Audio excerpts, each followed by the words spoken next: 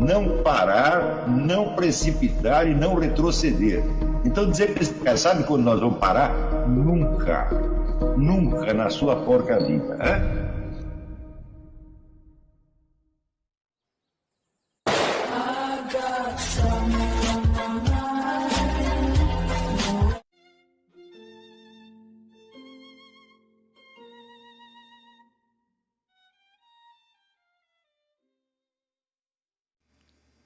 E aí pessoal, tranquilo? Então vem aqui antes do vídeo começar, pedir para vocês se inscreverem, quem não for inscrito, compartilhar, curtir, comentar. Quem puder seja membro do canal, que isso ajuda bastante. Tem também o link do Apoia-se. Quem puder ajudar nosso canal e apoiar financeiramente vai ser muito bem-vindo. Mas o mais importante é transmitir o conteúdo e os conhecimentos do professor Olavo de Carvalho para mais e mais brasileiros. Então compartilhe e ajude aí nossa causa. Muito obrigado a todos os membros, apoiadores do canal. Fico muito feliz. Tenho certeza que a gente está no caminho certo. Então fiquem com o vídeo e até mais. Valeu! Mas no Brasil, esse predomínio do estamento burocrático vem desde o tempo do Império. Na verdade, até antes. Então são grupos ou famílias que consideram que o Estado é instrumento seu e se servem dele como quiserem. Tá certo? Não necessariamente por ser as famílias mais ricas. Quer dizer, a riqueza não é um intermediário, não é um canal para a conquista do poder. A conquista do poder vem primeiro. O sujeito pode ser um Zé Mané, pode ter saído do zero, mas ele se elege senador, governador, está pronto. Daqui a pouco ele se torna o dono do poder e, portanto, o dono do empresariado. Naquela época, o povo que estava indo às ruas tinha uma consciência muito clara, não sei de onde tiraram isso, de que os inimigos deles não eram o PT, eram a classe política. Tanto que eles não deixavam nenhum político subir no palanque. Eles estão falando aqui mal de uma, daí veio um outro querer tirar proveito, e elas é certa, então ninguém deixava subir.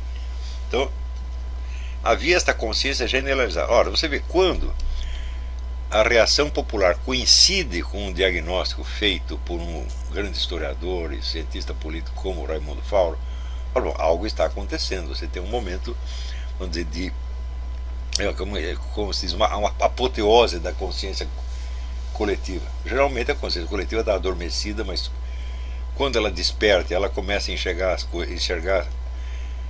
as coisas exatamente como um grande estudioso está enxergando. Isso é alguma coisa. Isso raramente acontece. Em geral, o que a massa faz é errar de inimigo, atirar na direção falsa, né, dar tiro no escuro. Mas naquele momento não, o tiro estava muito bem dirigido. Bom, então esta é a grande chance do Brasil. Este é, vamos dizer, o momento culminante da história brasileira, mais ainda da história da Revolução Brasileira. Se você for ver bem a história do Brasil, desde a independência até agora, é a história das revoluções brasileiras. E essas revoluções, elas ou são divisões internas do próprio estamento burocrático, ou eram o alvo, vão na direção, vamos dizer, mais visível, mais vistosa no momento, e não acertam o dedo na ferida. Como aconteceu até em 1964, onde parecia que o problema era o comunismo, quando na verdade o comunismo era um pedacinho da história, tá certo? E o movimento popular vitorioso na época, após ter derrubado o governo comunista e ter feito, não se pode negar que fez alguma coisa para melhorar a economia brasileira, fez uma série de erros pelas quais nós estamos pagando até hoje. Nós não podemos esquecer que, por exemplo, a degradação da universidade brasileira começa naquela época. Não, como alegam os comunistas, pela perseguição a intelectuais, que de fato não houve, tá certo? Os caras que foram demitidos da universidade foram meia dúzia, e tão logo demitidos já obtinham empregos melhores, tá certo? E não deixaram de exercer influência. Ao contrário, durante o período militar exerceram pessoas como Fernando Henrique Cardoso, o Zé Arthur Janota, exerceram muito mais influência do que antes, tá certo? Então não foi por isso que destruíram a Universidade Brasileira, mas foi abrindo uma universidade em cada esquina, tá certo? Assim, e exigindo muito pouco delas.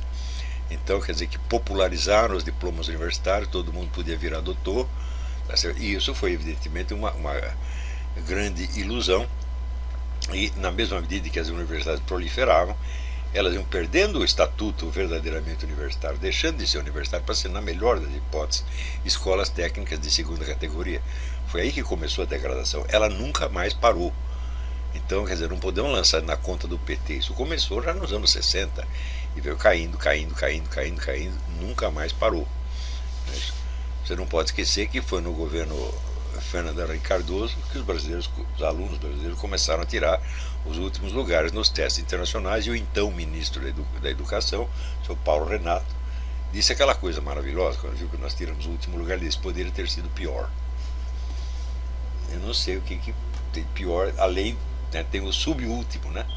Depois do último tem um lugar especial para o brasileiro, porque não tem qualificação suficiente para ser o último lugar, né? Então é o subúltimo, o infraúltimo, né?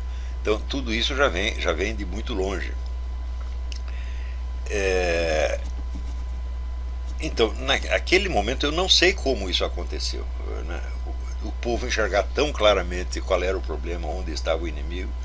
Então eu falo, bom, isso evidentemente foi a culminação da história da Revolução Brasileira. E quando o pessoal começou com conversa de impeachment, eu disse: vocês desviarem todas as baterias para a pessoa da dona Dilma, vai diluir esse movimento, né, certo? E vocês vão estar perdendo a oportunidade, que, como diz o dito popular, é um cavalo sem rabo. Quando ela passou, o cavalo passou, não adianta querer agarrar pelo rabo. E isso foi dito e feito. Os partidários da ideia diziam então: mas o impeachment é só o começo. Falaram: não vai ser só o começo, vai parar por aí mesmo. Por quê? É muito simples. O governo Dilma condensava e simbolizava toda uma situação. Ora, você tira o símbolo, o que acontece? O alvo se torna nebuloso. O alvo se torna impessoal. Quer dizer, você pode estar agora contra um estado de coisas, mas você não tem em quem mais personificá-lo. Então o negócio era manter a Dilma lá até derrubar tudo. Ou seja, no mínimo, anular aquela eleição, tirar ela, Temer junto, e fazer uma nova eleição. Naquele momento era o conveniente, né? E você, retirando o símbolo, você fez o anti-Miyamoto Musashi, né?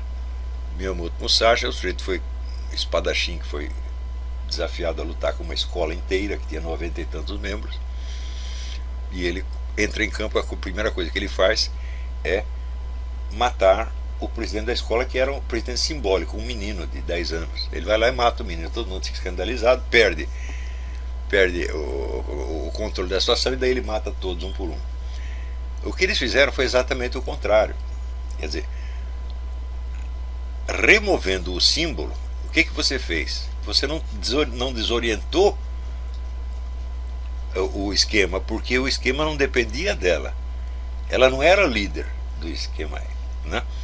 Então, removendo esse símbolo, você diluiu a figura do inimigo e o tornou uma entidade abstrata e por isso mesmo inatingível. Você não sabia mais quem era o inimigo, tá certo? E assim está até hoje. Então, agora o pessoal lança, por exemplo, fora Temer, né? Quer dizer, como se o Temer fosse a condensação de todo o sistema, coisa que ele não é de jeito nenhum, né? E esta reivindicação tardia, isso aí é mais ou menos como você pedir para parar o estupro depois que o sujeito já ejaculou. Aí não adianta mais, né? Então, vamos dizer, é uma tentativa artificial de renovar um estado de espírito de revolta popular, que não vai voltar, porque ele não tem contra quem se voltar. Você precisa, fora Lula, fora. Não, o Lula já saiu, a Dilma já saiu. Eu falei: agora, quem está aí? Quem está mandando realmente? Ninguém sabe. Não é isso? Quer dizer, então o que você fez foi tornar o inimigo invisível. Agora, se você usasse a Dilma, quer dizer, para acertá-la de tal modo que quem estivesse atrás dela fosse acertado também, seria outra coisa. Mas eles fizeram o contrário. Quer dizer, quem botou a Dilma, quem escolheu a Dilma para ser o bode expiatório? Justamente os que estavam atrás dela.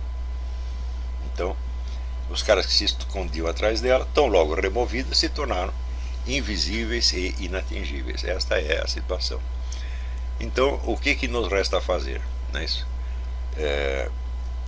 Eu nunca tive a pretensão de dirigir nenhum desses movimentos. Eu faço meus diagnósticos e coloco aí em circulação e quem quiser aproveitar, aproveite como bem entender. Mas, quando eu digo assim, tal coisa é impossível, seria bom que começasse a prestar atenção. Tá certo? Não dá para fazer tal coisa. Né?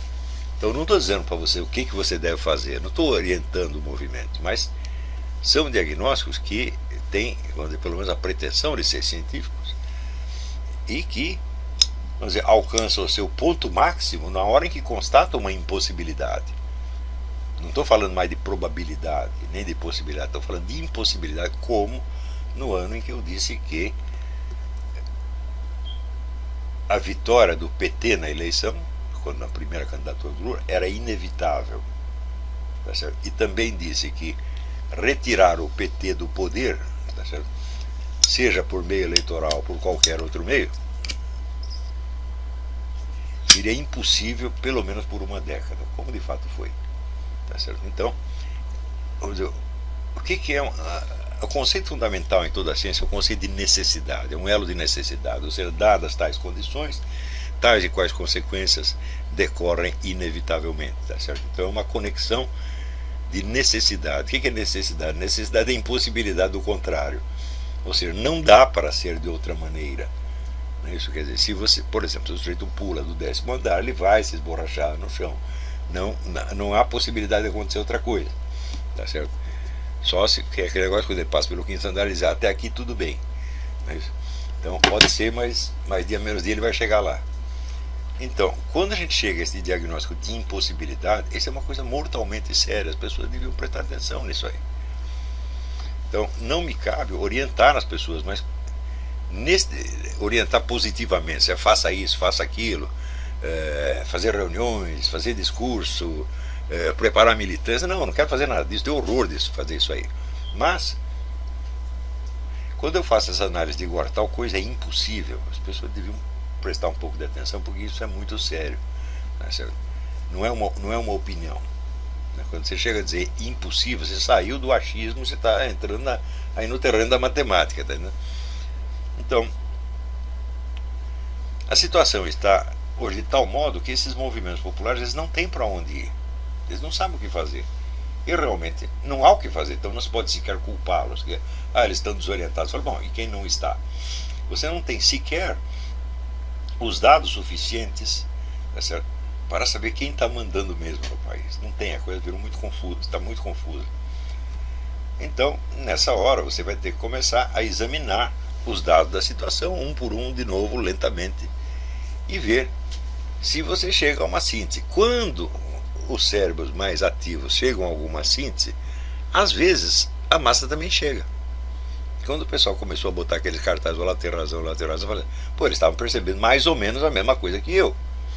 Agora, se os cérebros mais ativos, os intelectuais, não percebem, então ninguém vai perceber. Tá certo? Então, nós temos que começar a analisar todos os fatores de novo, um por um. Como eu comecei no tempo do imbecil.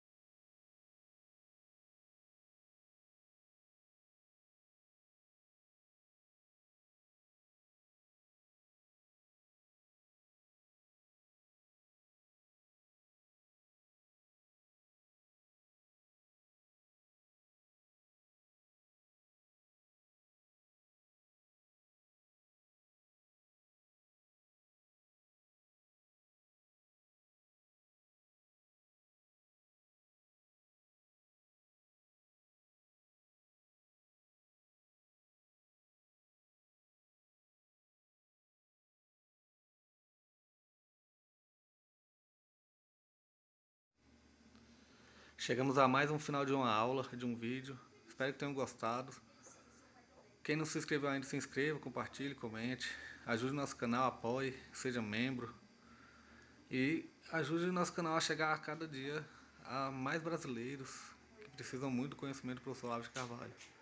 Então é isso aí, fique com Deus, até o próximo. Valeu! Então é isso aí, pessoal. Que é o nosso canal. Que são alguns livros que eu já li. A maioria foi doação, mas alguns eu adquiri, professor Olavo de Carvalho. Alguns livros se perderam aí que eu emprestei. Professor Alexandre Costa. A Bíblia Sagrada. 10 lições sobre Karl Marx. Indico a não ler esse livro, que é muito ruim mesmo. Alguns pensadores aqui que realmente, como o professor Olavo de Carvalho disse, não são pensadores. Valeu, tamo junto aí. Apoie nosso canal, seja membro.